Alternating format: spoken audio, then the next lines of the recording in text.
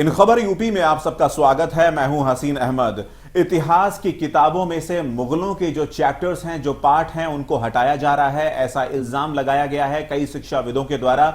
और उसके बाद आप तक हम ये जानकारी लेकर आए हैं कि किस तरह से एनसीईआरटी के तमाम जो जिम्मेदार अधिकारी हैं उनकी इस पूरे मामले में क्या राय है। सबसे पहले बात कर लेते हैं एनसीईआरटी के बारे में। National council of education research and training, यह संस्था अपने आप में तमाम पाठ्यक्रमों को तैयार करती है और तैयार करने के बाद यहां पर जितने भी हमारे पास शिक्षक होते हैं, तमाम शिक्षाविद होते हैं, उनके साथ मिलकर यहां पर एक पाठ्यक्रम की तैयारी की जाती है कि कौन से बच्चे को किस कक्षा में क्या पढ़ाया जा सकता है। और उसके बाद यहां पर पाठ्यपुस्तकों को सही तरीके से सिलसिलेवार ढंग से यहां पर तैयार किया जाता है ताकि बच्चों को बेहतर तरीके से शिक्षा मुहैया कराई जा सके। अब इस पूरे मामले में जैसे बताया जा रहा है कि यहां पर इतिहास की किताबों में से मुगलों के जो चैप्टर्स हैं, जो पार्ट हैं, उनको हटाया जा रहा है। इसके पीछे क्या है पूरा मामला और क्यों इसके पीछे इतना विवाद बढ़ता चला जा रहा है, इस पूरे मामले में क्या सफाई दी है एनसीईआरटी के डायरेक्टर ने, तो इन तमाम चीजों के बारे में आपसे इस वीडियो के माध्यम से बात करने जा रहे हैं। सबसे पहले हम आपको बता दें कि इस समय एनसीईआरटी के जो निदेशक हैं वो हैं प्रोफेसर दिनेश प्रसाद सकलानी। प्रोफेसर दिनेश प्रसाद सकलानी ने यहां पर साफ तौर पर अपनी बात रखी और कहा कि जिस तरह से यहां पर खबरें फैलाई जा रही हैं, जिस तरह से यह भ्रम की स्थिति पैदा की जा रही है,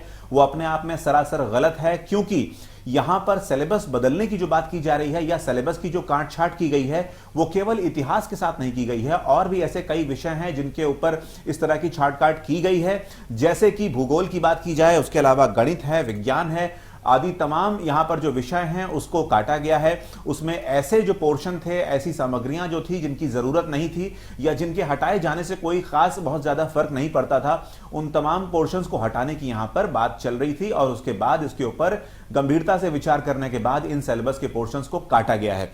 और इसमें केवल यह कहना कि मुगलों का जो इतिहास है उसे इतिहास की किताबों से हटाया जा रहा है, यह अपने आप में सरासर गलत है।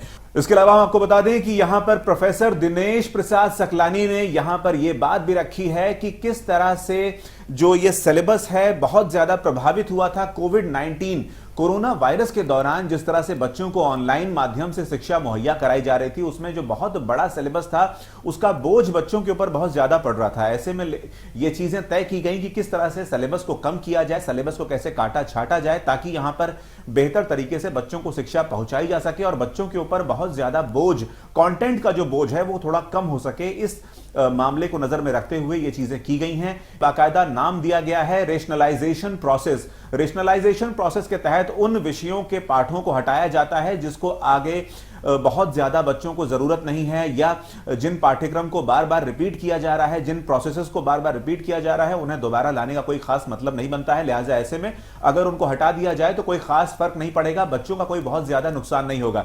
वहीं इसके साथ ही साथ प्रोफेसर दिनेश साहब ने यह बात भी साफ कर दी कि हमने मुगलों की जो इतिहास हटाने की बात चल रही है, अगर आप 12वीं की पाठ्यपुस्तक को उठाकर देखें तो वहां पर आपको मालूम चलेगा कि एक बहुत ही बेहतरीन चैप्टर यहां पर जोड़ा गया है मुगलों के इतिहास से जुड़ा हुआ, जिसमें कि मुगलों की जो पूरी की पूरी एडमिनिस्ट्रेशन थी, उनका प्रबंधन था और जिस तरह से राजकाज चलाया जाता था, उन तमाम चीजों के ऊपर यहां पर बातचीत की गई है।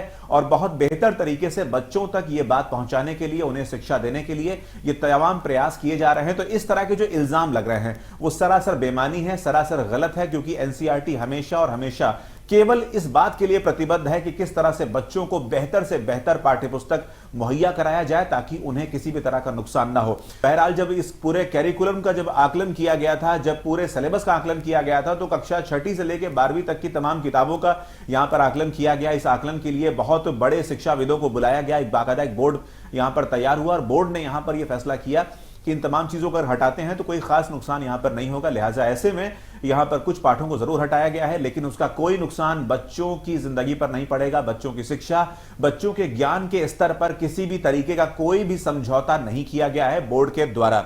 ऐसी तमाम जानकारियों के लिए बने रहिए इन खबर यूपी के साथ।